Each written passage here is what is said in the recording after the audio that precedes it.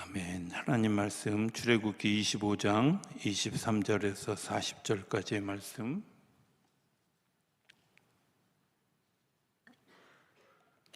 출애굽기 25장 23절에서 40절까지 말씀.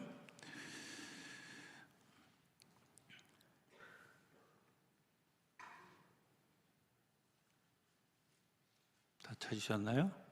출애굽기 25장 23절에서부터 40절입니다.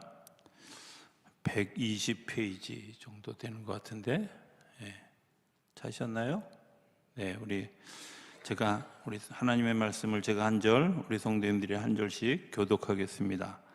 너는 조각목으로 상을 만들 때 길이는 2규빗, 너비는 1규빗, 높이는 1규빗 반이 되게 하고 그 주위에 손바닥 넓이만한 턱을 만들고 그 턱 주위에 금으로 태를 만들고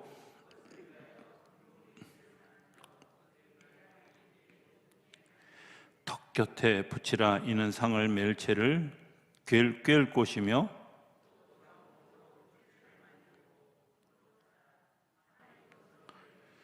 너는 대접과 숟가락과 병과 붓는 잔을 만들되 순금으로 만들며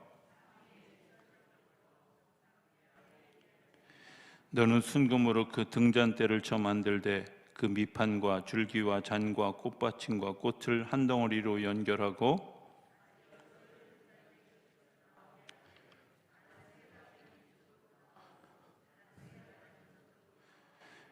이쪽 가지에 살구꽃 형상의 잔셋과 꽃받침과 꽃이 있게 하고 저쪽 가지에도 살구꽃 형상의 잔셋과 꽃받침과 꽃이 있게 하여 등잔대에서 나온 가지 6을 갖게 할지며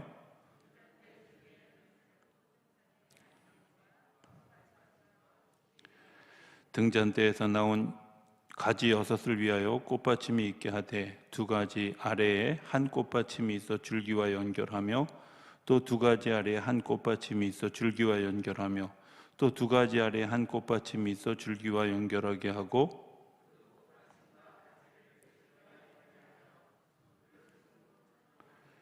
등잔 7을 만들어 그 위에 두어 앞을 비추게 하며 등잔대와 이 모든 기구를 순금 1달란트로 만들되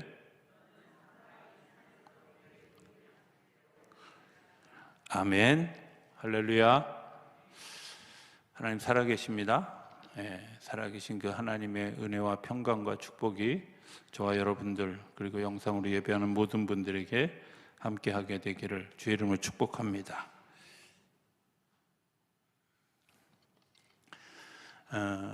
우리 좀 복습 겸 해서 우리가 한번 좀 찾아보면 성막으로 들어가는 길에 문이 몇 개 있다 그랬죠?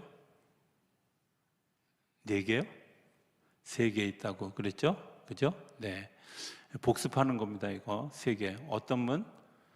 처음에 동쪽으로 난 동문 있죠? 예수 그리스도를 고백하고 예수 그리스도를 구주로 고백하는 사람들이 들어갈 수 있는 문입니다. 그건 누구나 들어올 수 있는 문이고 내가 주님이 나의 주인이십니다 라고 고백하면 들어갈 수 있는 문입니다. 자, 그런데 2번째 성소로 들어가는 문은 어떤 과정을 거쳐야 되냐면 앞에 있는 물두멍과 번제단에 내 죄를 씻고 하나님의 은혜를 입은 사람들이 성소의 자리에 들어가. 그러니까 내가 하나님의 구원받은 백성입니다. 하나님의 은혜로 구원받았습니다. 이렇게 고백하는 사람만 들어갈 수 있는 문입니다. 이게 자격이 아니라 그래야 그 문에 들어갔을 때 또 다른 하나님의 역사를 볼 수 있게 하는 거죠. 그리고 다시 휘장으로 덮여져 있는 성소에서 지성소로 들어가는 문, 그 앞에 그 중간에 이 성소와 지성소 사이에 있는 3가지 이야기를 오늘 좀 하려고 하는 겁니다. 이 성소에 들어가면 있는 게 뭐가 있을까요? 네, 여러분들 감사합니다. 네, 대답을 안 해주셔서. 자, 뭐가 있죠? 네, 진설병, 떡상이 있고 그 다음에 뭐가 있다고요? 빛을 비추는 금촛대가 있고요. 그리고 지성소 바로 앞에 분향단이 있습니다. 기도의 향기가 드러나게 하는 분향단이 있습니다. 자, 우리 한번 성소의 문을 열고 딱 들어갔을 때 거기가 어떤 상황이냐면 이 촛대에서 빛이 비추는데 진설병 상 위에 올려져 있는 이 번제, 조각목이 금으로 되어져 있어요. 이 촛대도 금 한 달란트를 쪼개서 만든 거예요. 분향단도 금이에요. 멋있을까요? 잘 모르시겠어요? 이렇게 쉽게 설명하는데도 반응을 안 보이면 곤란합니다. 여러분들 잊으세요. 어차피 오늘 7시 반에 출구조사 끝나는 거 다 버리고 온 거잖아. 근데 뭘 그렇게 거기에 신경 쓰느냐고. 자, 보세요.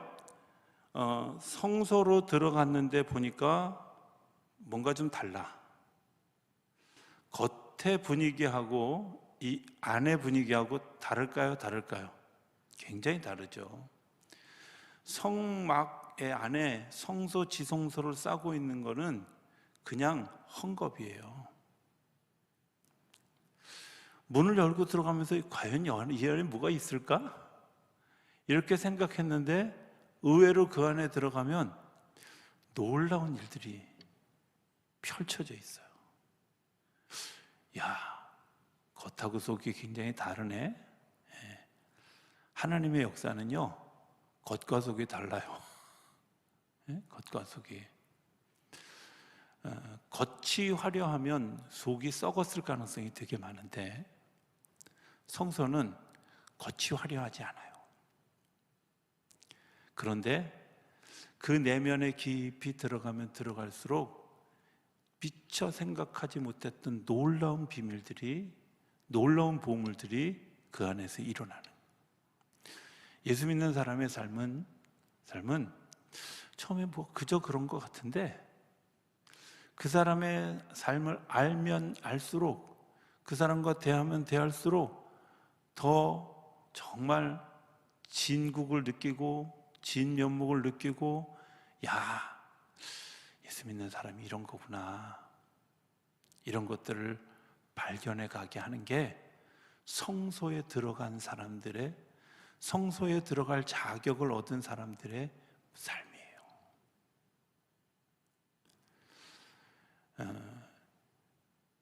예수님의 모습을 보면, 이사야서 53장에 나타난 예수님의 모습을 보면 예수님 뭐라고 얘기하냐면 볼품도 없고 키도 작고 얼굴도 이상하고 사람들이 주목할 만한 아무것도 없는 사람이라고 예수님을 표현해요. 오실 예수님을 표현했는데 실제로 예수님은 겉으로 드러나 볼 때는 아무런 영향력이 없는 사람같이 보여졌어요.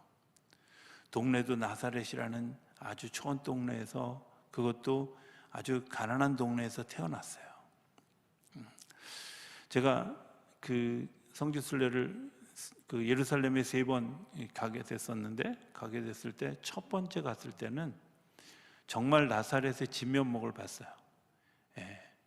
정말 좀 동네가 초라하고 아직도 발전이 안 돼요. 그러나 두 번째, 세 번째 갔을 때는 굉장히 그래도 여기가 나사렛인가 싶을 정도로. 그런데 작은 예수님이 살던 시대에는 굉장히 어려운 동네예요. 어려운 동네에 있을 수밖에 없는 게 산 골짜기 안쪽에 있어. 그러니까 우리 식으로 얘기하면 강원도의 한 정선이나 영월이나 이 정도 산 골짜기에 있는가. 그러니까 당연히 문명의 혜택을 덜 받은 그런 지역이란 말이에요. 그러니까 나다나엘이 나사렛에서 뭐 선한 게 나겠어, 이렇게 이야기해도 좋을 만큼 그 말이 별로 그렇게 사람들의 저항을 일으키지 않을 만큼 굉장히 타당한 말이었어요. 예수님 자신을 보면 별로 그렇게 대단해 보이지 않아. 그런데 예수님의 말씀과 예수님의 행하시는 일들과 예수님의 살아가는 삶의 모습을 보면 내가 생각했던 것과 다른데, 내가 보았던 것과 다른데, 내가 경험했던 것과 다른데, 이런 것들을 보여주셨어요. 성소는 내가 기대하지 않았던 놀라운 일들을 보여주는 하나님의 신비가 있는 곳임을 기억할 수 있게 되길 바랍니다. 제가 여러분들이 그런 반응을 보일 줄 알았어요. 그래서 이제 생각해 보는 거예요. 자, 조각목부터 봅시다. 조각목 나무는 어떤 나무냐면 아카시아 나무입니다. 아카시아 나무를 어디다 쓸까요? 아카시아 나무 아세요? 예. 아카시아 나무는 굉장히 거칠어요. 그리고 뿌리가 굉장히 아주 좀 뭐라 그럴까, 주변에 있는 것들을 잡아먹는 일종의 해롭게 하는, 얽어매는 그런 나무예요. 그리고 그 나무를 가지고 뭘 만들 수 있는 그런 나무가 아니라 아주 울퉁불퉁한 나무예요. 그런데 그 나무가 성소에 들어왔을 때는 하나님의 말씀을 바치는 그런 진설병을 바치는 상이 됐다는 거예요. 거기에 하나님이 금으로 입혀서 정말 새로운 존재가 되게 했다는 거예요. 그 나무 그 자체로 하나님이 쓰셨을까요? 아니에요. 하나님이 그걸 다듬고, 그리고 죽어지고, 그리고 그 안에서 새롭게 태어나게 되어졌을 때 비로소 그 조각목이 진설병을 바치는 그런 나무가 되어줄 수 있었다는 거예요. 성소에 들어가서 내가 말씀을 먹고 기도하고 빛이 되고 소금이 되는 역할을 하면서 있어져야 될 가장 중요한 일들은 뭐냐면, 나는 죽고 내 안에 그리스도로 사는, 나는 죽고 나는 무너지고 나는 다 부서지고 주님이 나를 다시 세우는 일들을 하는 작업을 어디서 하냐면 성소에서 하는 거예요. 우리가 하나님의 은혜를 입어서 내가 성소에 들어갔습니다. 예. 우리가 불렀던 찬양처럼 은혜 아니면 살아갈 수가 없네, 오직 예수뿐이네, 이런 찬송을 하고 찬송을 한 사람들이 들어가는 그 성소에 들어가면 그 속에서 어떤 일들이 일어나느냐, 나는 부서지고 나는 깨지고 나는 없고 내가 온전히 막 다 부서지는 것 같고 정말 철저하게 나는 완전히 죽어지고 주님의 말씀으로 다시 살아나는 역사가 일어나는 일들이 어디서? 성소에서 일어나는 거예요. 안타까운 건요, 제가 목회하면서 정말 가슴 아프게 느껴지는 것들이 뭐냐, 뜰 안에는 잘 들어왔어요. 이 뜰에서 성소를 들어가는데 정말 많은 사람들이 머뭇거린다는 거야. 더 놀라운 건요, 이 성소에서 지성소로 들어가는 일에는 정말로 많은 사람들이 들어가지 못하는. 왜? 나를 오픈하고 나를 비우고 나는 없습니다, 오직 내 안에 주님만 있습니다, 이렇게 고백되어지고 자기를 내어놓아야 돼요. 그래야 부서지잖아. 그래야 조각목이 진설병을 바치는 그 밥상이 되어지는 거예요. 하나님이 그 위에 순금으로 덮어주시는 거예요. 내가 자체 조각목으로 만드는 그 나무 그 자체로 있을 때는 하나님이 우리에게 금치를 해도 여전히 그 금치를 통해서 사람을 찌르고 해롭게 하고 그리고 무너지게 하고 하는 일들을 하게 하지만, 하나님이 그것을 다듬어 금치를 세워서 셌을 때는 사람들로 하여금 생명의 떡을 먹어서 생명의 떡을 먹는 사람들이 살아나게 하는 역할을 하는 것, 그게 뭐예요? 진설병이에요. 신앙생활하면서 가장 내가 은혜 있고 은혜로 살아가는 사람들이 해야 될 굉장히 중요한 것, 예수님도 그렇게 얘기했잖아요. 네가 나를 따라오려거든 자기를 부인하고 내가 나를 오픈하고 주님 제가 이렇습니다. 그런데 정말로 많은 사람들이 그렇지 못한다는, 그 첫 번째가 뭐냐? 말씀을 먹는 거예요. 말씀을 먹는데 이 말씀은요 어떻게 만들어지냐면, 오늘 성경에도 나오는데 그 떡을 만들 때 앞쪽에 나오는군요. 떡을 만들 때 고운 가루로 만들어요. 고운 가루로. 그죠? 자, 고운 가루가 되려면 빻아야 될까요? 쪄야 될까요? 부셔야 될까요? 믹서에 갈아야 될까요? 네 가지 다 해야 돼요. 인생을 살아가면서 내가 하나님의 말씀을 먹으면 그 말씀을 먹으면서 내 자신이 부서지고 깨어지고 빠지고 갈아지고 말씀을 먹으면서 이런 얘기가, 그래 내가 어느 날 말씀을 딱 들었을 때 주님 이 말씀이 제 마음에 찔려옵니다. 그거 붙들고 하루 종일 기도하고 때로는 2박 3일 기도하고 그 말씀 붙들고 정말 주님께서 나를 이런 존재로 사용해 주시니 감사합니다. 이런 꿈을 주시니 감사합니다. 이런 역사를 더해 주시니 감사합니다 하고 그 말씀 붙들고 살아가면서 내가 하나님께 나아가는 일에 불필요한 것들은 좀 버려야 돼요. 버리는 건 어떻게 버리는 거냐? 요한일서 1장 9절의 말씀처럼 자기의 죄를, 자기가 잘못한 것들을, 자기의 허물을 주님 앞에 내어놓는 거예요. 주님, 제가 이런 모습이었습니다. 내가 이런 마음을 가졌습니다. 이런 마음을 품었습니다. 주님께서 다 아시고 물어보는데도 불구하고 우리는 하나님 저는 아니거든요 이러면서 적당히 감추려고 해요. 여러분들 기억하셔야 될 것이 있습니다. 하나님 앞에 가면 모든 것이 다 드러납니다. 아세요? 모든 것이 다 드러납니다. 하나님 앞에 가지 않아도 이게 밤으슥한 시간에 이런 얘기하면 좀 죄송한데 영안실에 가서 시신을 보면요 이분이 어떻게 살았는지 다 보여요.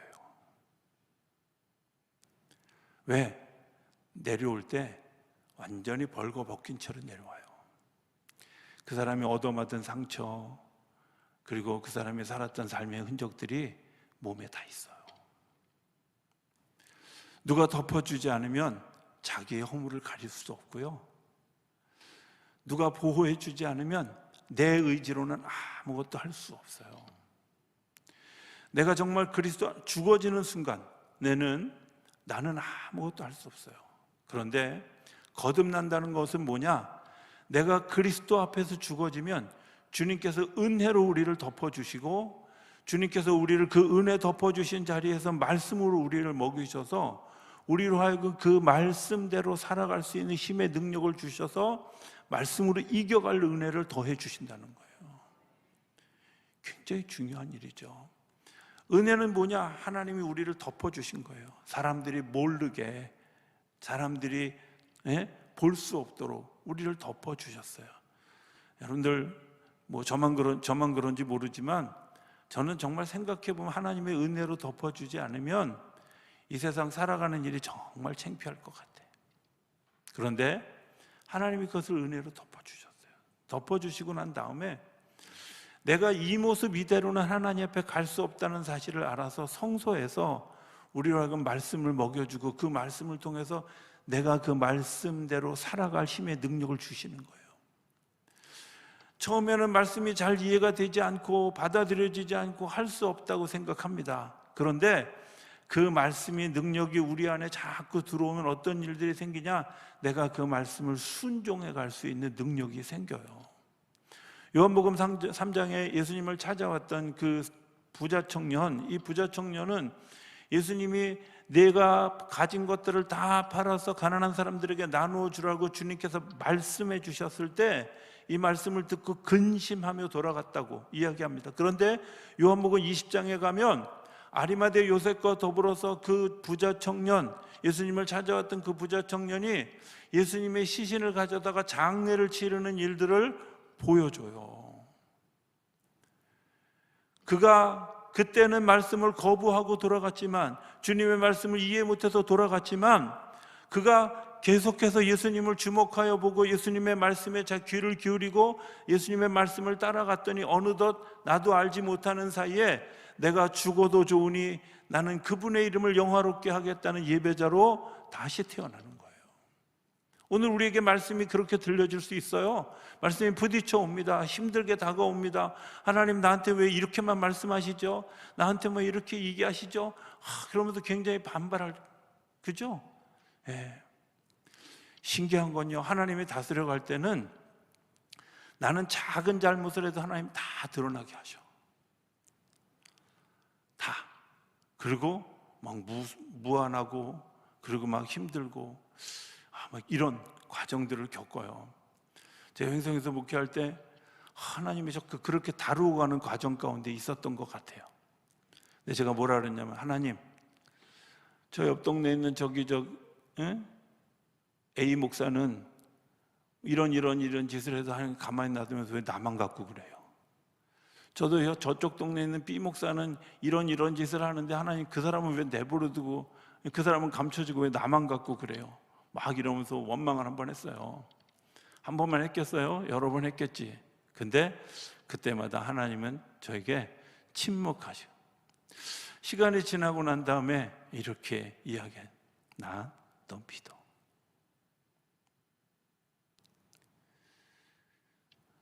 제가 그때 이런 마음이 들었어요. 내가 하나님을 믿는 것이 쉬울까? 주님이 나를 믿어주시는 것이 쉬울까? 어느 게 더 쉬울 것 같아요?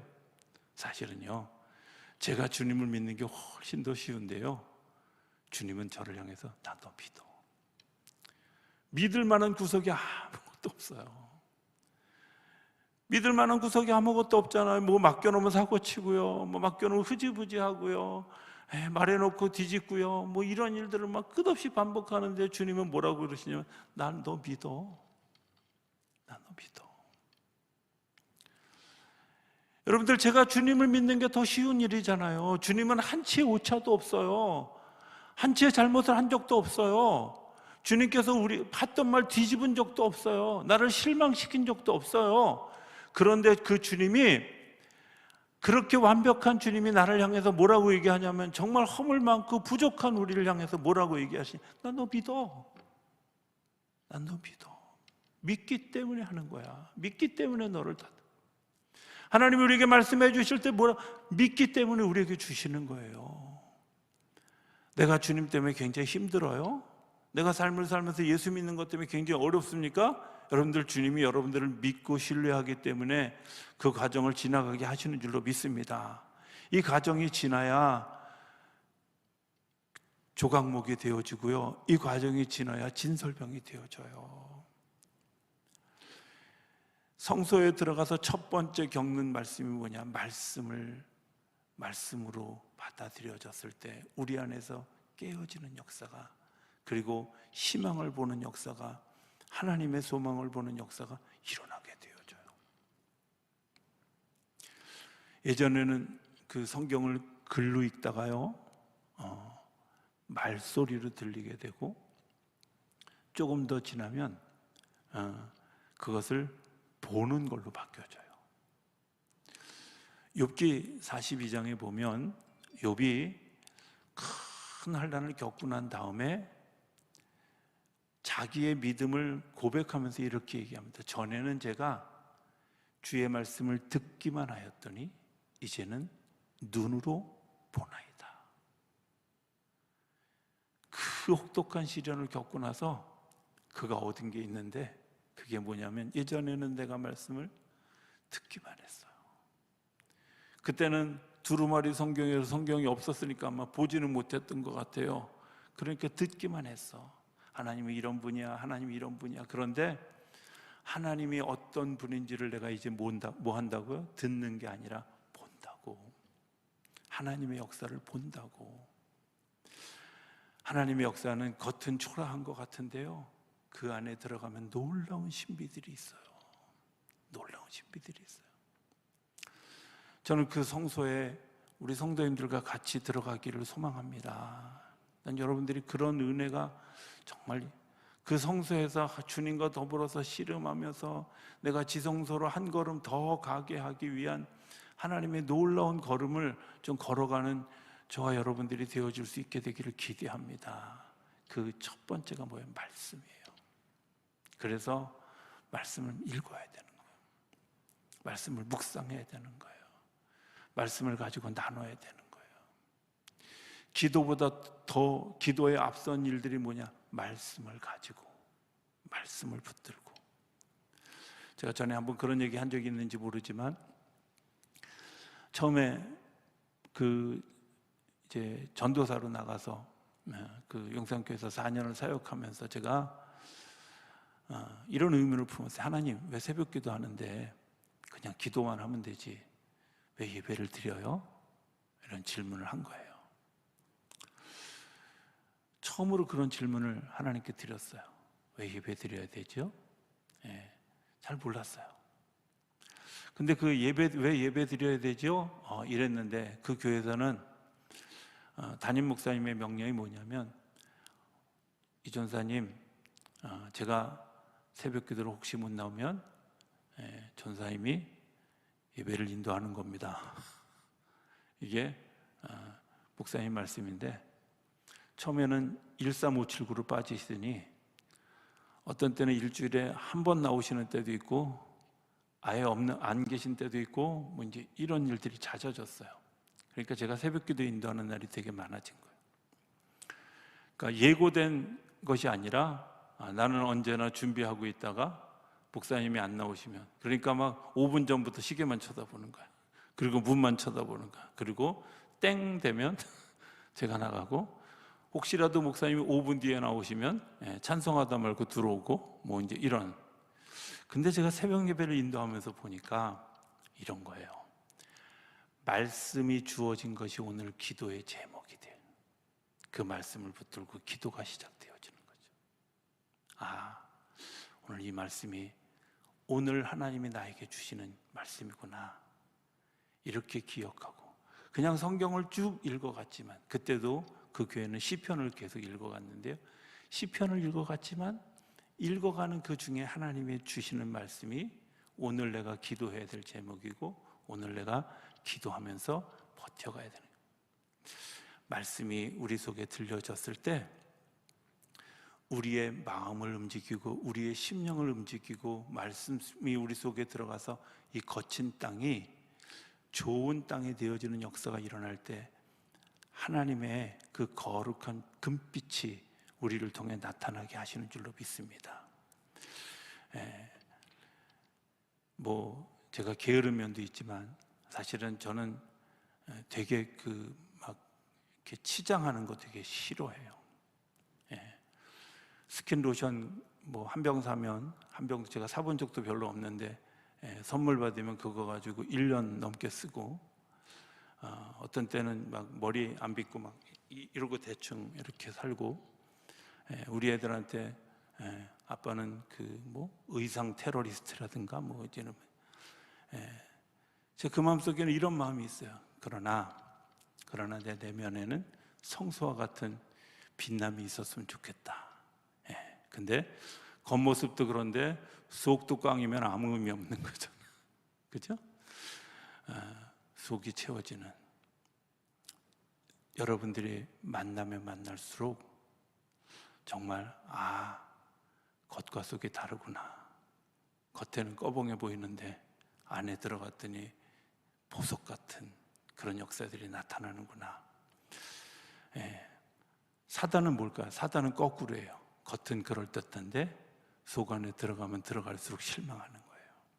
만나면 만날수록 가슴이 아파지고 힘들어지는 거예요. 왜? 말씀이 없기 때문에요. 하나님의 말씀은 진실한 반면에 사단의 말은 거짓이고요, 하나님의 말씀은 미래지향적인 반면에 사단은 과거지향적이에요. 하나님의 말씀은 그것이 들어가면 생명이 살아나는데, 사단의 말은 그 안에 들어오면 나를 죽이고 분열시켜요. 그래서 그 말씀을 붙들고 살아가는 사람에게 하나님의 성소의 놀라운 일들을 보여주는 줄로 믿습니다. 자, 그 진리의 기둥을 세우는 일이 진설병이라면 또 하나 세워지는 기둥, 그게 기도의 기둥이에요. 기도의 기둥인 이 촛대는 어떻게 만드냐면, 통째로 만든 금 한 달란트에서 살구나무 가지 3개씩 그리고 밑받침대 이렇게 세워가는 과정을 하는 거예요. 그러니까 금을 쪼개는 거죠. 그 형상을 만들기 위해서 금을 계속해서 쪼개는 거예요. 아플까요? 아플까요? 예, 아픈 정도가 아니라 찢어져요. 고통스러워요. 금은요, 잘 깨지지 않는, 변하지 않는 보석인데요. 그 보석을 계속해서 쪼아서 살구나무 가지, 하나님이 지키시고 하나님이 인도하시는 기도의 기둥이 되기 위해서 끊임없이 내가 쪼아줘야 돼요.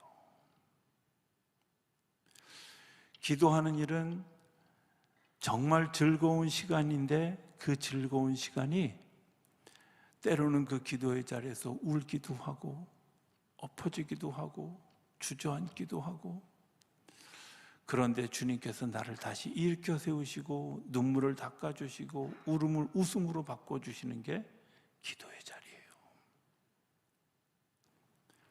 경험해 보셨죠? 내가 회개하고 정말 하나님 앞에서 막 울고 나면 어떤 일들이 생겨요? 한나처럼 다시는 얼굴에 수색이 없는 일들이 생겨요. 울어본 경험이 없으면 웃음의 경험이 나오지 않습니다. 내가 정말 가슴을 쥐어짜는 듯한 아픔의 경험이 없으면 하나님이 주시는 기쁨의 경험이 따라오지 않습니다. 기도는 정말 하나님과 진실하게 나를 대하는 아주 굉장히 중요한 자리예요. 여러분들, 우리가 사람과의 관계에서도 그렇잖아요. 저 사람 진실하지 않아. 그러면 내 마음을 닫습니다. 열지 않습니다.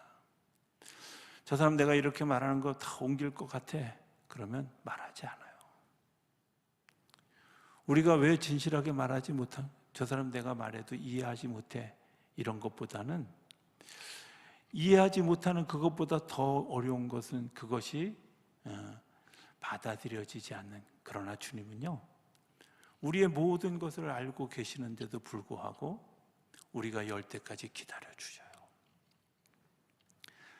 내가 스스로 주님 앞에, 주님, 제가 이런 사람입니다. 이랬습니다. 내가 이런 생각을 품었습니다. 이런 마음을 품었습니다.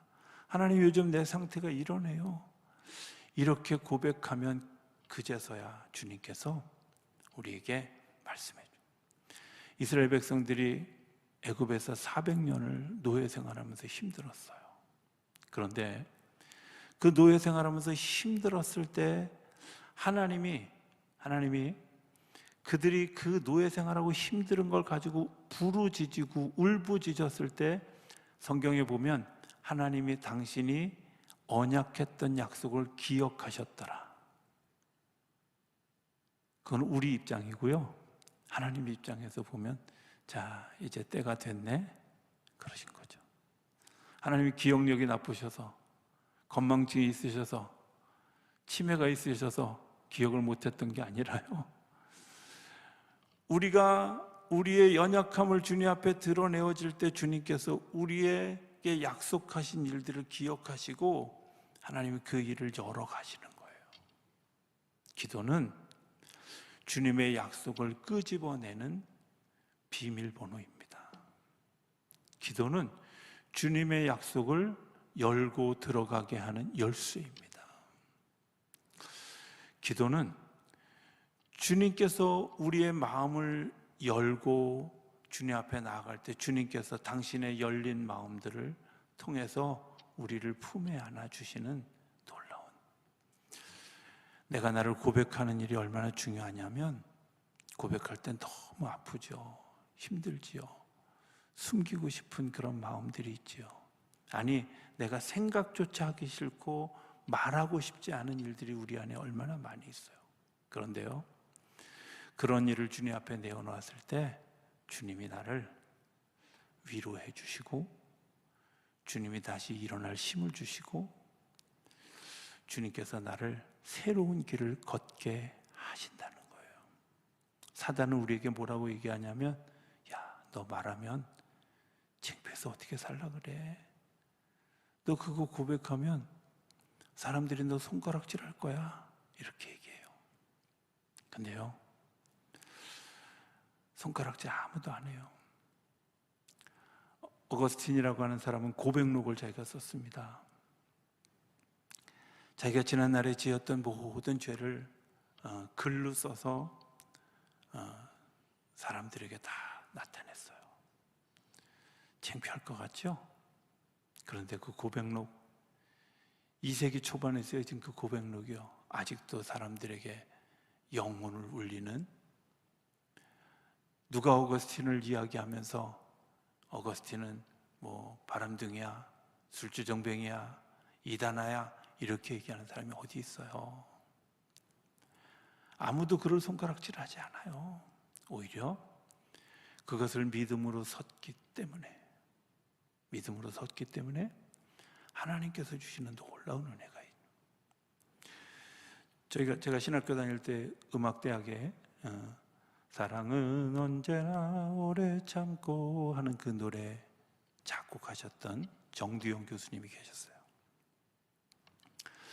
정두영 교수님이 하루는 이제 이렇게 신학관 앞에서 여러 학생들과 더불어서 이야기하는 중에, 그날 어떤 성령의 감동이 있었는지 어떤지 모르지만 그날 음악대학의 부장님, 음악학부 부장님이신데요, 부장님이 자기가 예수 믿게 된 계기를 얘기하는 거예요. 당신이 술을 마시면 얼마나 마셨냐면 맥주를 2박스를 마셨대요. 그분의 표현을 그대로 빌리면 술을 마시다가 새벽쯤 되면 술이 깨서 이제 또 마셔도 되는구나, 그러고 마셨다는 거예요. 정말 버려진 사람, 담배를 하루에 3갑반을 피는 꼴초였다는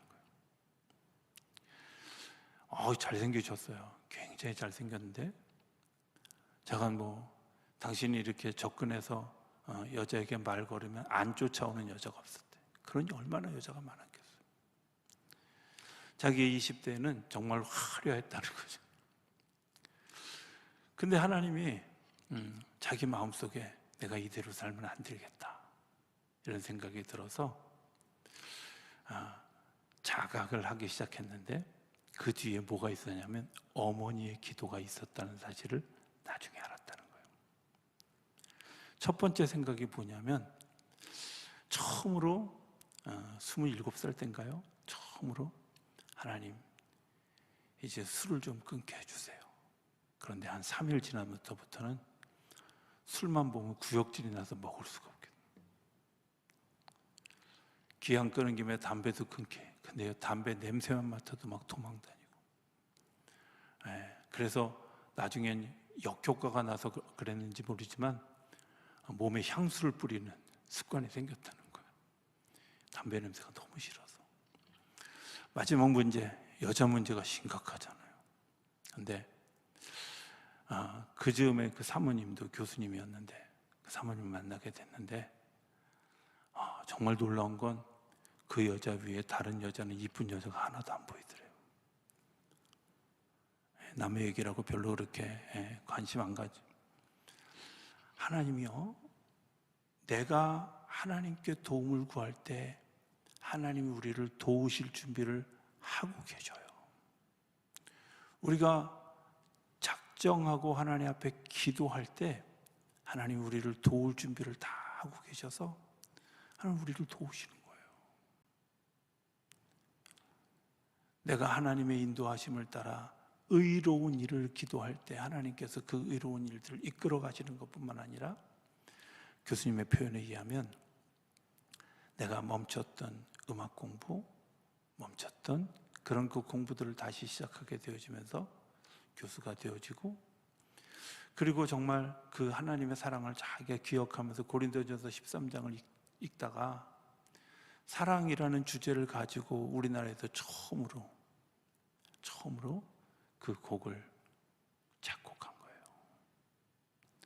자기는 그 찬양을 부를 때마다 내 인생을 바꿔놓은 하나님의 역사를 기억하고 고백하게 된다는 거죠.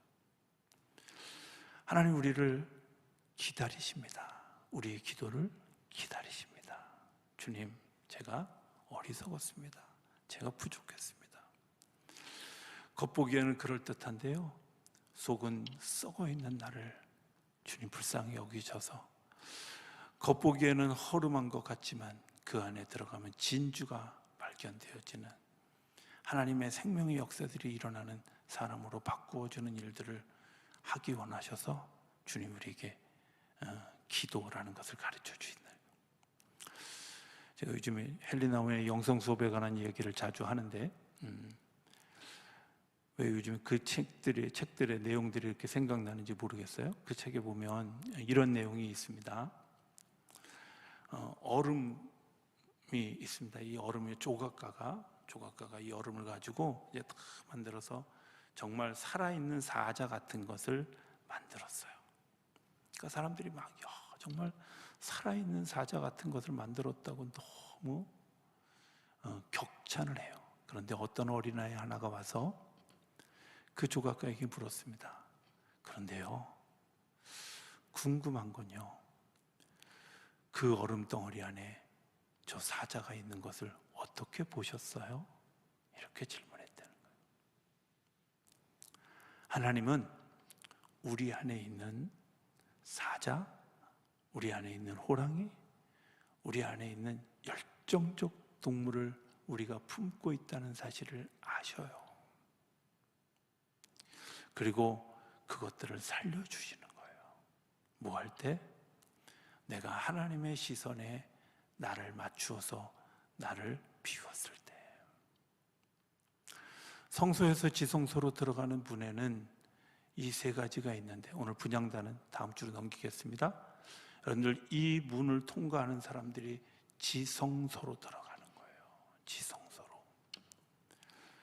지성소로 들어갈 때 하나님께서 주시는 놀라운 정말 특별한 은혜들이 있는데, 그런 은혜들을 우리가 경험하기 위해서는 말씀의 진설병과 기도의 단을 깎아 세우는 우리의 과정이 있어야 되는 거죠.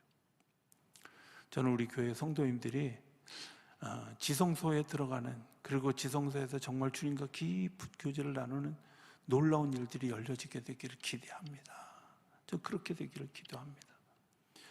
기왕 예수 믿은 거 있잖아요. 시시하게 예수 믿다가 하나님 앞에 가서 우리가 막 이럴 게 아니라 정말 기왕 예수 믿는 거 잘 믿어야 되잖아. 별로 동의가 안 되셔요? 기왕 예수 믿는 거 멋있게 믿어야 되지 않겠어요? 예.